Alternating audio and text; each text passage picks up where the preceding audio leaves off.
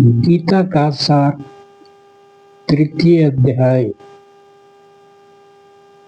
भगवान तृतीय अध्याय में कर्म योग का वर्णन किए हैं कि मनुष्य को एक क्षण भी बिना कर्म के नहीं रह सकता है। इसलिए मनुष्य को कर्म करना अनिवार्य है। इसलिए मनुष्य को आसक्ति से रहित होकर के कर्म करना चाहिए, तभी उसका उद्धार होगा। आसक्ति से युक्त होकर कर्म करने से उसकी आसक्ति ही कर्म में सबसे बड़ा बाधा है, क्योंकि कर्म करने के पहले यदि उसकी फल में आसक्ति हो जाएगी, यह काम करने से मुझे कितना लाभ होगा और कितना हानि होगा, तो उसी हानि और लाभ में मन बट जाता है और काम पर पूरा ध्यान नहीं लगा पाता है और उसी के लाभ हानि को विचार करते हुए जब कर्म में पूरी निष्ठा नहीं लगाने के कारण कर्म में असफल हो जाता है। अगर सफल भी हो गया तो उसका लोभ बढ़ जाता है और असफल हो गया तो दुख बढ़ जाता है। इसलिए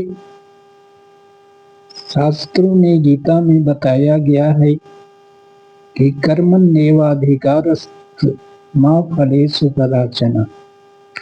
तुम्हारा कर्म करने में अधिकार है, उसके फल में नहीं। क्योंकि जब फल में तुम्हारी आसक्ति नहीं होगी तो लाभ मिलेगा या हानि होगी, तो दोनों अवस्था में तुम सम स्थिति में रहोगे, तो न दुख होगा न सुख होगा। इसलिए इसी को समत्वम योग्य उच्यते कहा गया है। योग वही है जो दोनों अवस्थाओं में सम रहा जाए। इसलिए भगवान ने कहा है कि समत्व योग का सहारा लेकर के मनुष्य को कर्म करना चाहिए। भगवान कहते हैं कि देखो, मुझे तीनों लोकों में कुछ भी करना बाकी नहीं है और न कुछ प्राप्त करना मेरे लिए संभव है, फिर भी मैं कर्म करता हूँ, क्योंकि महाजनो येन गतः स पंथा कहा गया है। महापुरुषों की जो है अनुसरण नीचे वाले करते हैं। यदि मैं ही कर्म करना छोड़ दूं तो संसार वाले सभी नष्ट भ्रष्ट हो जाएंगे, क्योंकि मेरा ही अनुसरण करेंगे। इसलिए कर्म करो और सिद्धि को प्राप्त करो। मनुष्यों के लिए 5 यज्ञ बताए गए हैं। मनुष्य यज्ञ, देव यज्ञ, पितृ यज्ञ, सबको अपना अपना भाग दे करके ही मनुष्य को अपना भाग लेना चाहिए। ऐसे भी कहा गया है कि 4 आश्रम वाले का भार गृहस्थ आश्रम पर ही है, क्योंकि चाहे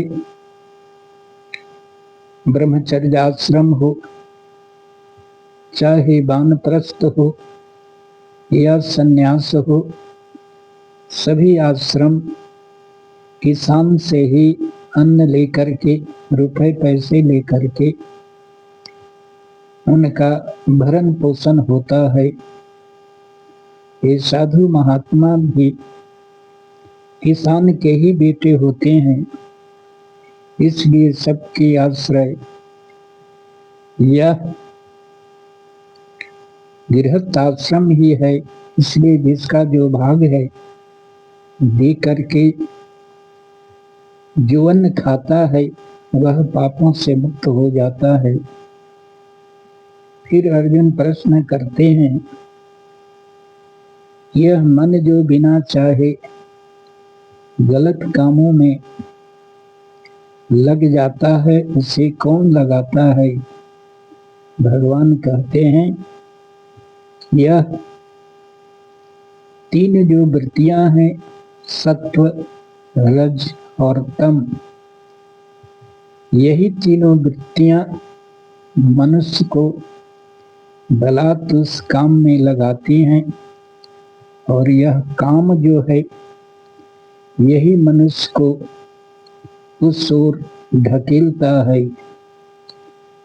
क्योंकि मन में पहले कामना उठती है, उसके बाद फिर कर्म करने का मन होता है, इसके बाद मनुष्य का पतन हो जाता है। और यह काम ही, भोग वासना ही ऐसा है कि यह कभी न तृप्त होने वाला है। जैसे अग्नि में जितना घी डालोगे वो और भमकता है, इसलिए भोगों को भोग करके शांत नहीं किया जा सकता, उसे छोड़ करके ही शांत किया जा सकता है। इसलिए यह महान पापी यह काम ही है जो जबरदस्ती मनुष्यों को उस पाप में ढकेल देता है और नरक ले जाता है। इस पाप को, मन को बस में करके, क्योंकि कहा गया है शास्त्र में कि शरीर से बलवान ये इंद्रियां हैं और इंद्रियां से बलवान ये बुद्धि है और बुद्धि से बलवान आत्मा है। इसलिए बुद्धि से इन इंद्रियों को बस में करके आत्मा में लगाओ, यानी परमात्मा में लगाओ और इस काम पर विजय प्राप्त करके मुक्ति प्राप्त करो।